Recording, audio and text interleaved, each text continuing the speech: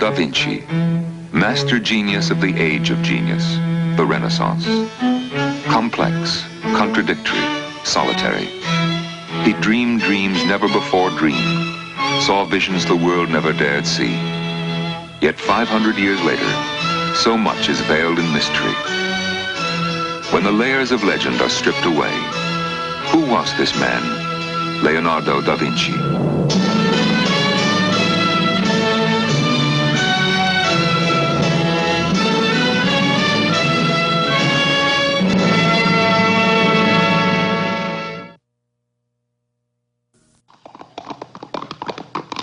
Let's stop here a moment.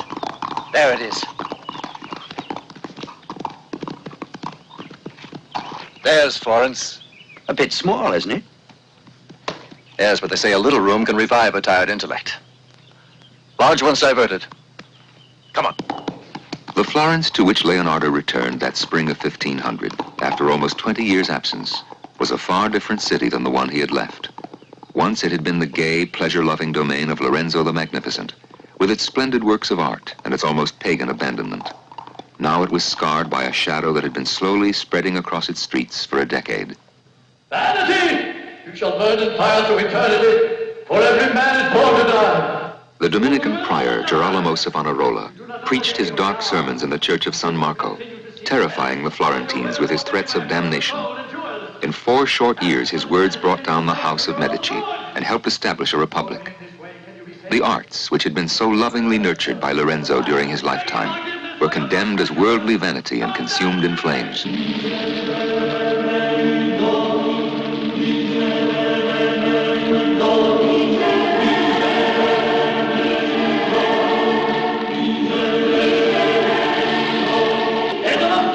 Into the fire to be destroyed! Every sculpture and picture, all into the fire! Year after year, Savonarola defied the ever-increasing ranks of his enemies. The Franciscans denounced him as a heretic. The Pope sought ways to silence his voice. Finally, the people of the city rose up against him. Seized and tortured, he was hanged in the Piazza della Signoria with 2 of his followers. His body later destroyed in the very flames he himself had started. And so he died. But Florence would go on, and the city hoped its old spirit would return. However, nothing could ever be the same anymore. An age passed, as they all must. New times belong to the young. These ropes won't hold. Fix them. For example, the new Florence was best represented by a young sculptor. Give me that hammer. Michelangelo Buonarroti was born to be a direct antagonist to Leonardo. The sudden appearance of this angry genius of the new generation in the limited circle of art-conscious Florence was bound to lead to a confrontation with Maestro da Vinci. Maestro is passing in front of the door. Hey, I recognize them, the 3 magi. Don't be offended. Looks to me like an old lady. Their first clash took place in front of an enormous block of marble that had lain abandoned for years at Santa Maria del Fiore. Both men wanted it for a statue. Both appealed to the authorities. The base is 4 lengths by 3. 4 lengths by 3. Now, what about the height? I'm checking that now. The height is 12. Why didn't you ask, Maestro? Not a bad stone. Very fine. Yeah. Idiot. They shouldn't leave it out here. It'll crumble away in time. Why are you so interested in this marble? Didn't you write that the painter is much superior to the sculptor? Because the painter exercises his mind while the sculptor exercises his muscles? Leave the muscle exercises for the young and go back to painting. Just a minute.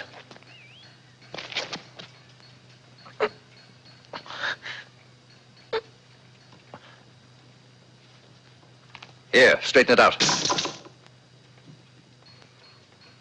You expect me to straighten out all the things you've ruined? Pier Soderini, the governor of the Republic of Florence, gave the disputed block of marble to Michelangelo. It became his statue of David. As for Leonardo, he secured a commission from the Frati dei Servi to paint St. Anne with the Virgin and Child. As his biographer Vasari tells us, for 2 days, Florentines filed past the preliminary drawing, their voices hushed as in a church. Why are you copying it? When did you start appreciating his work? the drawing of St. Anne, which now hangs in London's National Gallery, is believed to be Leonardo's original. I wonder what it'll be like when he gets around to the painting. The drawing is only a start. I'll wait for the painting, which I'm sure will never come. He was right. It remained a drawing only. Leonardo didn't complete the painting, that we know. Years later, nobody can say just when exactly, Leonardo, apportioning much of the work to his young pupils, painted another St. Anne, similar to this drawing. That one is to be found at the Louvre. Michelangelo's prediction was right. However, nobody could predict who Leonardo's next employer was. Da Vinci, who will undertake the commission to strengthen all the castles and fortresses in our state. You are directed to let Like so many men of peace, Leonardo was fascinated by war and the men who waged it. Failure to comply with them will result in our displeasure. August 18, 1502, Cesare. Cesare was, of course, Cesare Borgia, who, like Leonardo, was illegitimate. His father, Rodrigo Borgia, was Pope Alexander VI, who acknowledged and loved his son, but came to fear him as he grew into manhood. Leonardo joined the 26-year-old Cesare as he began his conquest of northern Italy. This letter will allow you to pass through our lands. Should anyone challenge it, I will see that he's punished. It was about this time that his books and his notes began to show weapons and fortifications. It had been exactly 20 years since he wrote Lodovico the Moor, offering his services as military engineer and inventor. In that letter, he had deliberately avoided emphasizing his abilities as an artist. Here, for example, is one drawing that belongs to that earlier period when he designed armored carts that could cut through enemy lines. Though some of his drawings seem to be mere flights of fancy, others prove him to be a prophet in the field of military science. He designed bombs with fins like those used in modern bombardments, multiple exploding shells in an age when cannons fired only huge iron or stone balls, new types of gun barrels, and above all, the machine gun and the tank. This design combined the best features of his original armored cart and his observations of the natural armor of the tortoise.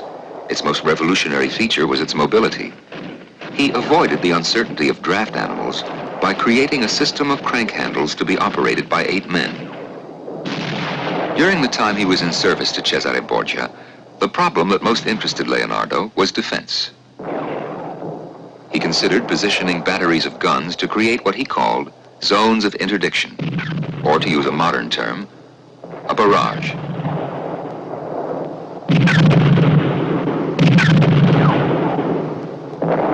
He studied castles and moats. The fortifications he designed would stand comparison with present-day blockhouses. But for the most part, Borgia discarded his ideas as impractical. Then suddenly, as abruptly as he had begun his military career, he abandoned it. Leonardo left Cesare Borgia after less than a year of service and went home to Florence. The neglectful conqueror had paid him nothing, and in order to live, Leonardo had to fall back on his savings. In the spring of 1503, he was back in Florence, where at the Banco di Santa Maria Nuova, he withdrew 50 ducats. He did not seem anxious to resume painting, although he had many offers. Those he did accept, he generally delegated in whole or part to his students. He had defaulted on the contract for the St. Anne, which was then given first to Filippino Lippi and after his death to Pietro Perugino. Despite this, Leonardo's years in Florence were of tremendous artistic importance, not only for himself, but also for his arch-rival Michelangelo. In May of 1504, Michelangelo's David was completed. The block of marble he had wrested from Leonardo had become one of the world's most famous statues.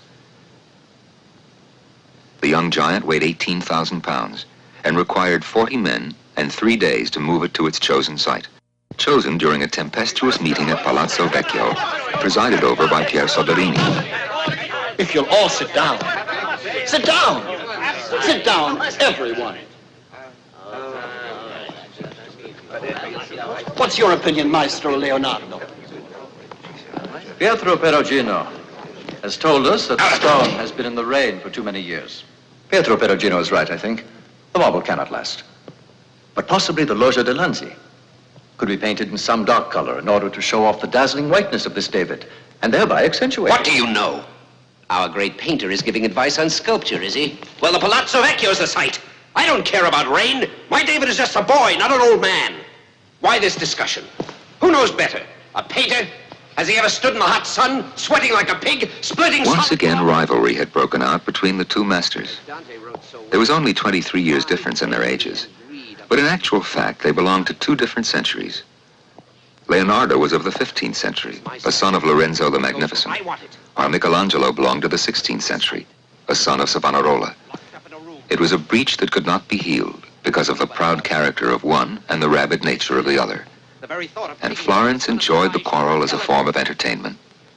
The next episode is not found in Vasari, but in an anonymous biography of Leonardo. It happened that one day when Leonardo was still in Florence, he strolled by a table where a number of men were having a discussion of Dante's Inferno. They called Leonardo over to settle a question about a certain passage. That's very difficult. Puzzles everyone, me included. Sorry. At that moment, Michelangelo happened to be walking by. Ask Michelangelo. He knows Dante better than anyone. He'll explain it. Suppose you explain, too. Maestro Leonardo. Explain to us what happened to Francesco Sforza's statue. You finished the model, but you never cast it in bronze. Well, if I had so little skill in sculpture, I think I'd be as ashamed of it as you were. You stonecutter, broken nose, buffoon, buffoon! Salai, as a boy, I taught you to stop lying. Yet the truth shouldn't be put so violently. We are in the recently completed council hall of Palazzo Vecchio. Pier Soderini is commissioning Leonardo to paint one of the walls. This is the wall. This is the wall that you shall paint. And the picture shall show the battle at Anghiari, where the Florentines defeated the Milanese. Smoke, horses, blood, confusion, you know. We leave it up to you. And, of course, we'll sign the contract as soon as possible. Agree? Completely. Now, what about you? Well, the first step has been taken. Did you talk to the other one? It's all taken care of. It must be measured. Will you get the papers for me? Yes, Maestro. But who is it? Shh. Who'll paint the other wall? I thought I told you. The painter will be Michelangelo. Michelangelo? Oh, that's perfect. Maestro.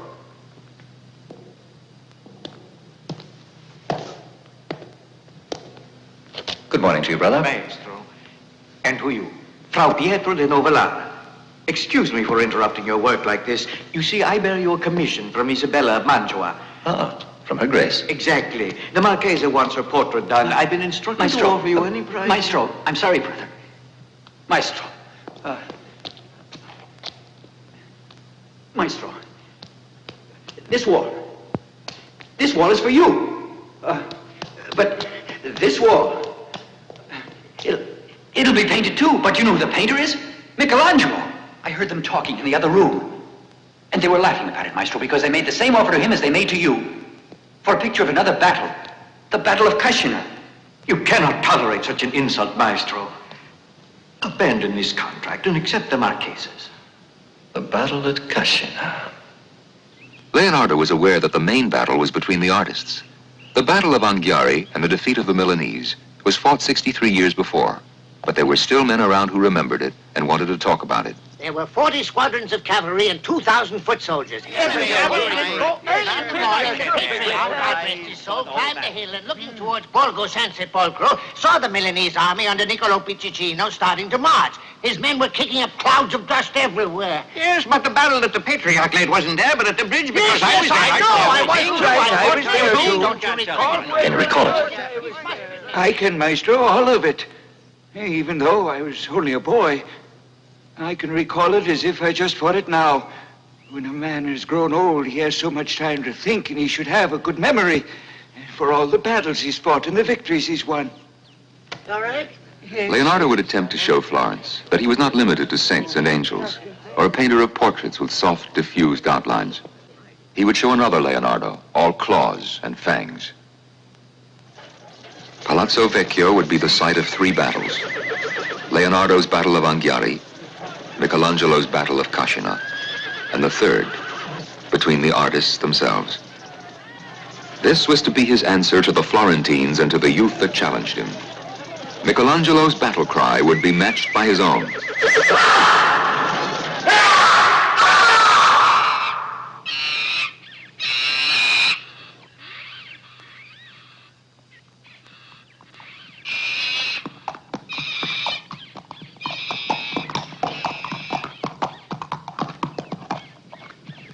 When a bird wishes to fly, it raises its wings and receives the wind beneath them. The wind pushes it on high. So I observed of a bird of prey while I was traveling to Fiesole on March 15th, 1505. Although Leonardo did not interrupt his painting of the Battle of Anghiari, it was during this same period that he suddenly threw himself with equal fierceness into the great dream of human flight. A bird is a machine operating under mathematical law. Man has the power to duplicate that machine. But in order to learn how flight is achieved, he patiently watched the movement of birds for hours.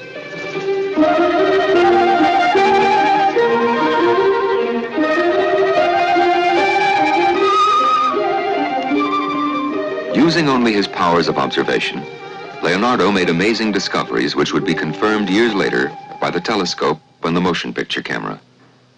There are 2 lines of movement traced by a bird's climb. One is always curved like the thread of a screw, and the other is rectilinear and curvilinear.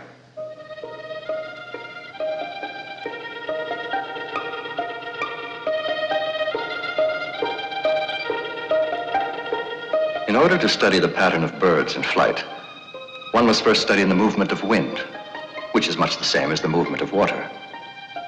When a bird flaps its wings in order to fly, it raises and lowers the humerus, or upper arm, thereby condensing the air between it and its body. This then exerts pressure and pushes the bird upward. Some lines which he wrote in his notebooks prove very revealing. Submerged among all the drawings of birds in flight and the observations proving his theories is one of those rare and fleeting phrases, written in haste perhaps, which tells us something unexpected about the character of Leonardo. During this period, he scribbled these words beneath the drawing of a church. The great bird shall soon climb aloft, high in the sky, rising out of Monte Cesare, pervading the universe with wonder, achieving fame everlasting for its victory over the earth, and glory eternal for the city of Florence.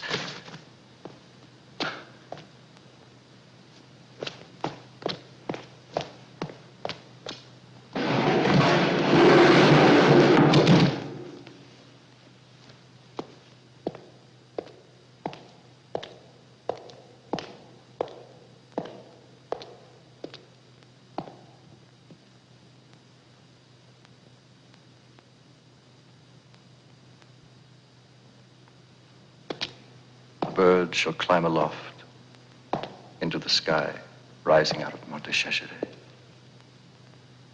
and the universe shall be filled with wonder.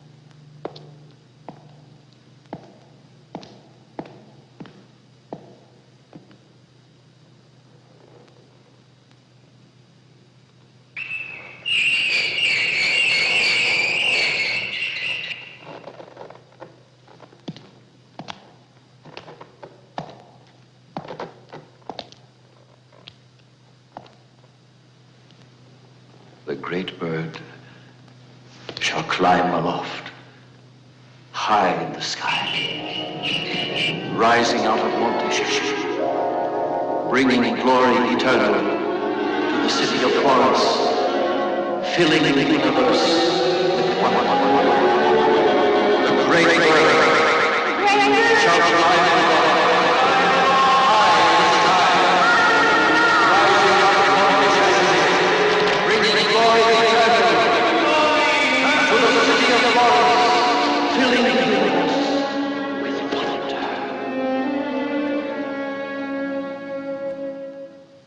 this instrument for flying lacks nothing, unless it be the soul of a bird. This must be supplied by man himself.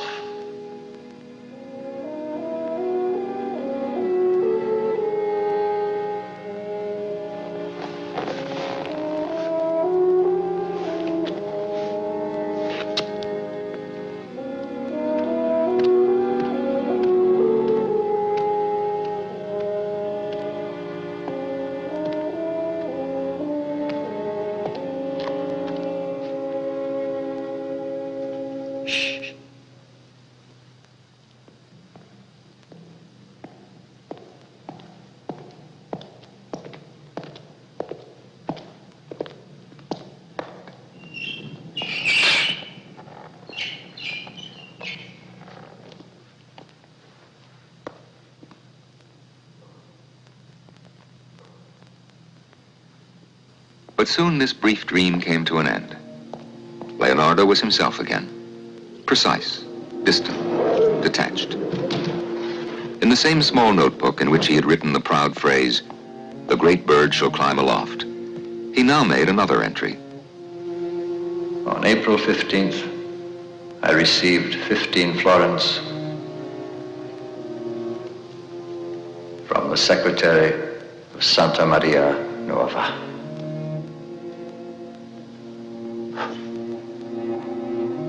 This was the real Leonardo.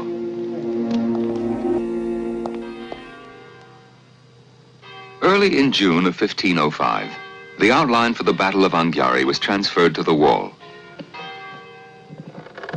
The reconstruction you see here may not be correct in its every detail, but in general is probably quite close to the original.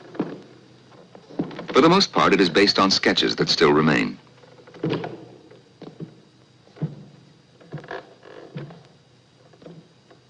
Two interesting facts have emerged concerning this painting. First, that Leonardo constructed a new type of scaffolding for his work. And second, when he was ready to apply his colors, his arch-rival Michelangelo was still preparing his outline.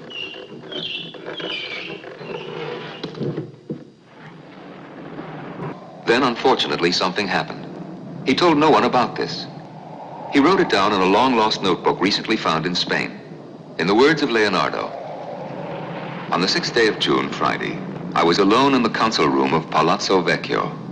As I was about to apply my colors, the wind turned into a tempest. Outside, a bell began to toll, announcing an execution. Then the storm broke through the windows, pelting dust on the outline and breaking jars of paint. Heavy rain fell until evening, and the sky was black as night." Leonardo noted these events with bitter detail, as though he felt his great work was being born in an atmosphere of evil.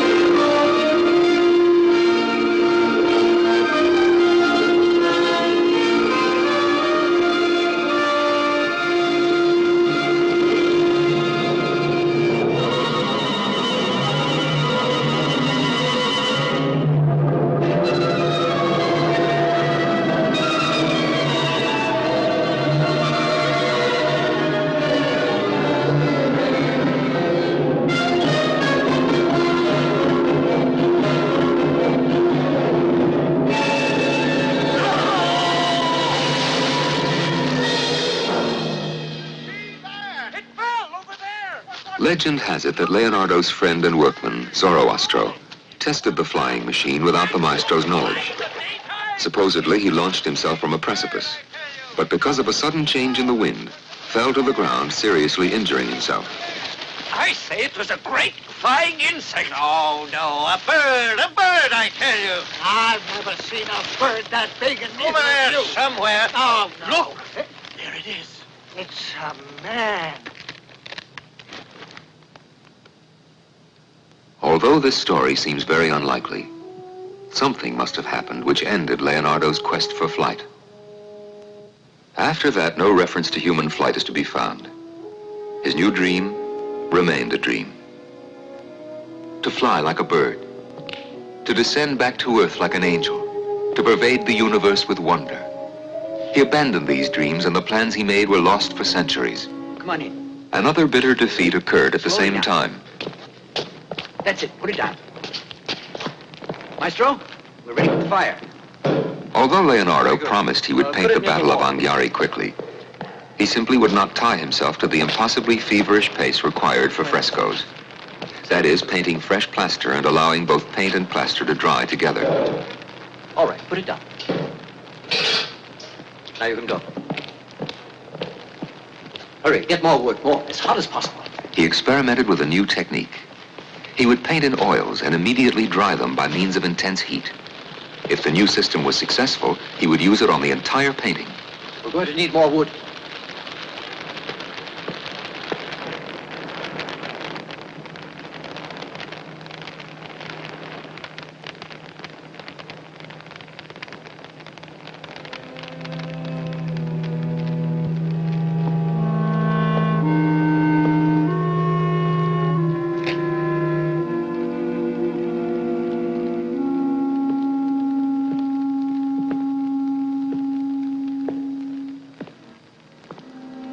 About this time, he was also painting a portrait that he carried with him everywhere. As the years went on, he would add to it, little by little, with infinite patience.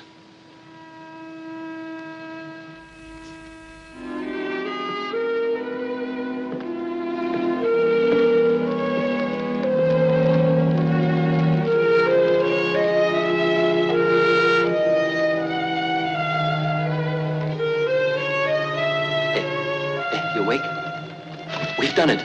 No more. Look, it's perfect. This isn't my own method. It was used long ago by the Romans. I read it in one of the works of Pliny. Come on, touch it. The central section of the battle had already been painted. Now he would apply his new drying technique to the Great Wall itself. You, come on with those sacks. Move, we need to wait. The wood over there. Where do you want this, Hurry up with the wood. You, give them a hand. Bring that over here. Put that timber over here. You, over here. Salai, come on. What about those sacks? Yes, Maestro. Hurry up. Where do you want this, Maestro? Put it over here. You, get some more sacks. Start the winch. Over there, I said. Start it. Can that train take the tension? I'll see. We need more sacks for the counterweight. All right, take a last look at it. It'll hold, Maestro. Start it, now.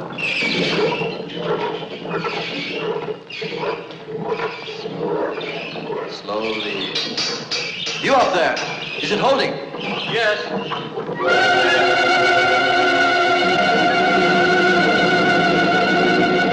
This is the last one. Where do you want it? Right there, that's good. Do we need anything else, Maestro? No, take it up. Carefully. Hold those guide ropes, don't let it swing.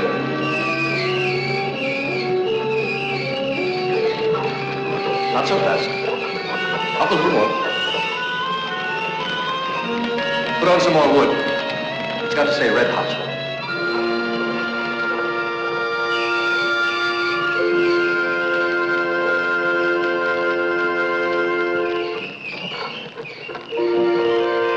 Fine, no more.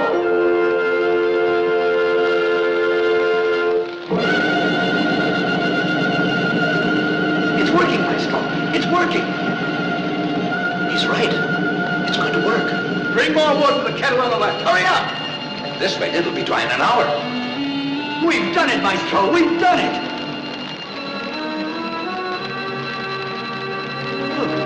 Look, it's beginning to run. There, over there, where there's no fire. Look! Oh, my God. Bring more wood. More wood! More wood for the fire. It's not working. The heat can't reach the top. Bring them down. Hurry, bring them down.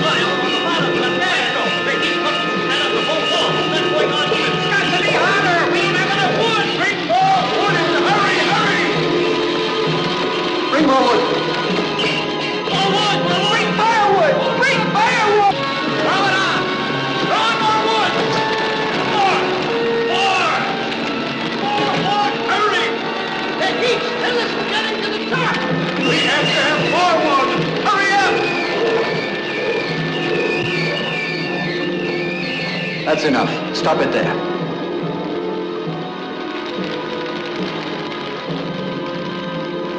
It's running again! Up there! Bring it down. Down. Hurry, bring it down.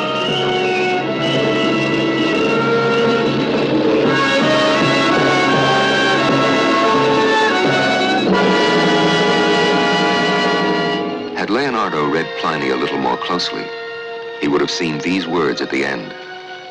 This method should not be applied to walls. The heat had not been sufficient to reach the top half, and the painting was completely ruined.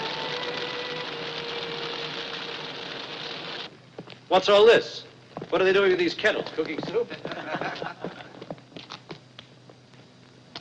Too bad the foolish old man didn't remember the old proverb, children and fanatics abandon all ways. Who asked your opinion? You mean you like that mess? No. As a painting, it's not much. Only no one should make fun of a man like him. This scene was based on a description by Lamazzo, another of Leonardo's biographers. Giorgio Vasari only says, the paint dripped. In any case, after this disaster, Leonardo decided to abandon the project for good, in spite of the angry protests of the Florentine authorities. What was the Battle of Anghiari really like? It, like many of Leonardo's other works, was destroyed. Apart from our own version of the battle, we can show you other copies. One is in Florence. It's not very detailed. In Munich, there is another copy known as the Doria canvas. It was painted approximately 50 years after Leonardo's death. Its existence proves that the original painting, although damaged, was not entirely ruined. Enough of it remained for a copy to be made. And in the Louvre, this drawing by the Flemish master Peter Paul Rubens. Of all the copies, it may be the most accurate, though we can't prove it. It depicts the central episode of the huge painting. The section Vasari named The Great Battle of the Standard. This preliminary drawing by Leonardo seems to indicate that the Rubens copy is a true representation of the unfinished Battle of Anghiari. However, the painting wasn't really worthy of Leonardo. There's an artificial quality in his early sketches which disturbs us, and a forced style in them which is foreign to the maestro. There's a reason he adopted it. Before he started, he felt that Michelangelo and the other young artists looked upon him as an old man. He felt compelled to adopt their style and defeat them. But it had been a mistake. And perhaps deep within himself, he felt some relief that his work had been destroyed. Of those few years of intense effort to surpass the new generation, to demonstrate he was younger than the young, very little remained. The flying machine, the Battle of Anghiari, gone. So it was natural for the young artists of the day to decree the old man finished. But during those years in Florence, he had also painted a small portrait. It was of a woman in the declining years of youth, still beautiful, calm, and reflective. One hand placed over the other. Behind her, a magical background of rocks and running water. She sat with just the faintest smile on her lips. Who this woman was is not known. Vasari says she was called Lisa, the wife of Francesco di Giocondo. Or is she Ginevra Benci, or the mistress of Giuliano de' Medici? What her name was isn't very important. Was it really a portrait at all? And if so, why was it never given to the person who commissioned it? We know that it was always in Leonardo's possession. Wherever he would go, there it would be. Milan when he decided to return. France where he passed away and where the painting remains. The finest and undoubtedly the most precious jewel amid all the wealth of the Louvre. Possibly an actual woman did sit as the model for the painting. The Mona Lisa, or La Gioconda, is a portrait of a Florentine woman, painted by Leonardo in Florence. Why then did he use as the background the Lombardy countryside surrounding Milan? If anything, it confirms the autobiographical nature of La Gioconda. It was Leonardo meeting the arrogant cries of youth with the silence and the smile of one who understands. But was there anyone who would grasp its message, its hidden meaning? One young man proved that there was. A 20-year-old native of Urbino, he possessed the gentle nature and features of his birthplace. He was brought to the studio by one of Leonardo's old friends, a fellow student from Maestro Verrocchio's workshop. Perugino. Leonardo, how good it is to see you. He thirsted for all that was beautiful, and he was entirely devoid of all feelings of envy. Are you staying in Florence? Yes. This is Raphael. He comes from Urbino. Your painting. He hoped you would show it.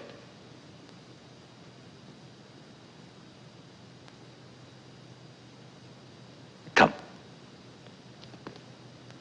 Did you call, Maestro? No. In here.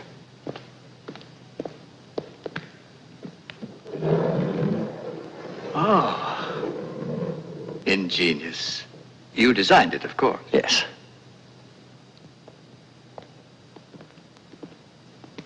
It's over there. Come in, Pietro. It's huge. Why do you need such a large studio? Well, I don't only paint. Oh, Raphael, Come there in, it come is. You know, Pietro, I've always been fond of machinery. How well I remember. Have you heard anything of Lorenzo? No, not recently. He was in Florence for some time. I know he was working on a commission for a church. I've forgotten which one now. I was always fond of Lorenzo. Now everything has changed. The city's changed. The people. Yes, I would even say during the past few years, the thinking has changed too. And not for the better, in my opinion. You're right. Times are difficult. Life was simpler when we were apprentices in Verrocchio's workshop, wasn't it? Poor man. Dying so far from home in Venice. What are all these drawings? Oh, just plans for a machine I wanted to build once. It was hanging up there a few months ago. Look. Raphael.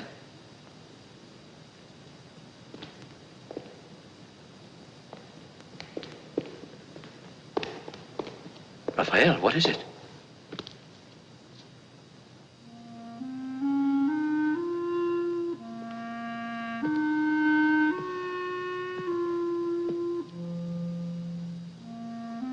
Well, are you satisfied?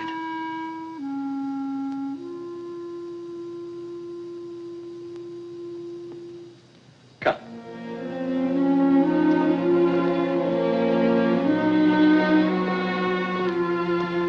Nothing to do.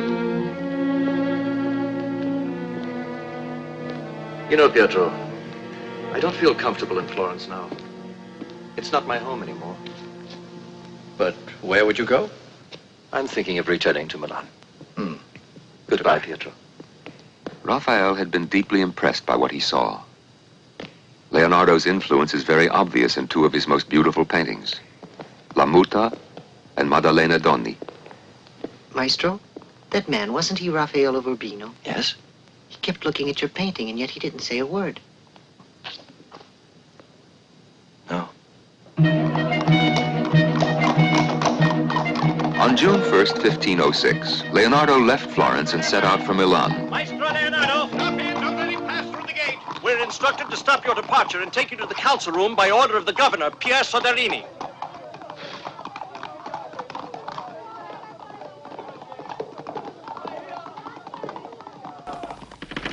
Count them. Count them if you like. 150 florins. They're yours to keep as a guarantee that I'll return. They're gold. Solid gold. Wouldn't you rather take them over those copper coins you once paid to me? I pay out only in gold. 150 florins. And now that you have security, may I go? And what about the Battle of Anghiari? You still haven't finished it. Yes, I was aware of that. Thank you. Don't forget, you only have 3 months. 3 months. 3 months. Just 3 months to enjoy my liberty. Just 3 months, and then come back here and complete your agreement with the Republic. You'll finish the fresco for which we've paid you, and paid you well. How much longer will you need to finish it? Who knows?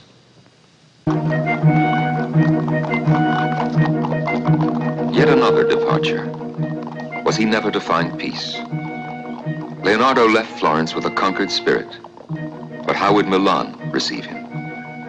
Lombardy was now a French province. Its one-time ruler, Lodovico the Moor, was spending his last days in a French prison. However, the violent persecution of all those who had been in the Moor's service, as Leonardo had been, was over.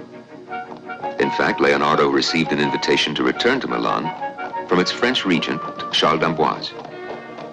Why he was being summoned, and what his reception from his former enemies would be, he could not tell.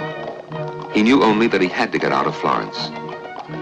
His fellow citizens had become strangers to him, in much the same way as his father, his stepmother, and all his family had been. The one exception was his uncle Francesco. Leonardo! Uncle Francesco! Uncle Francesco was now an old man, still living at the family home and doing what he did in earlier days when Leonardo was a child. Nothing. Although heavily in debt and robbed by everyone, he still had a quiet smile for his great and famous nephew, the little companion of his youth, who now stopped on his way to Milan to visit him and let him talk. Because I'm all alone in the place except for the dogs. We need to have the company of the young.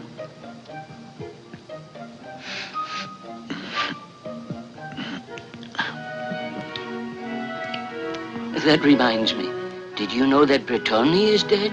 He was sleeping just like that young friend of yours.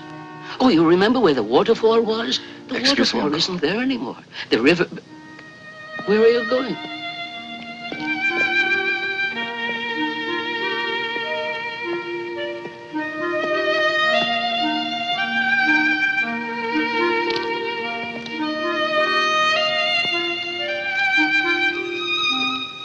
No, Leonardo, no.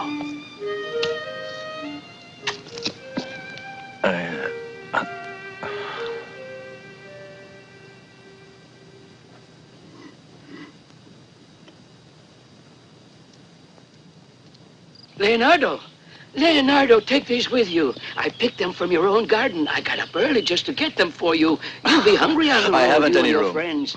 Well, you have to have something to eat. No, Uncle Francesco, I can't, thank you. Here, Leonardo, take them. Throw away what you don't want. There's no room. Besides, I know you'll enjoy them better than I. But why do you have to go now? Goodbye, Uncle. But Leonardo! To Milan, let's go! Leonardo! The French are in Milan. They're evil. They'll kill you.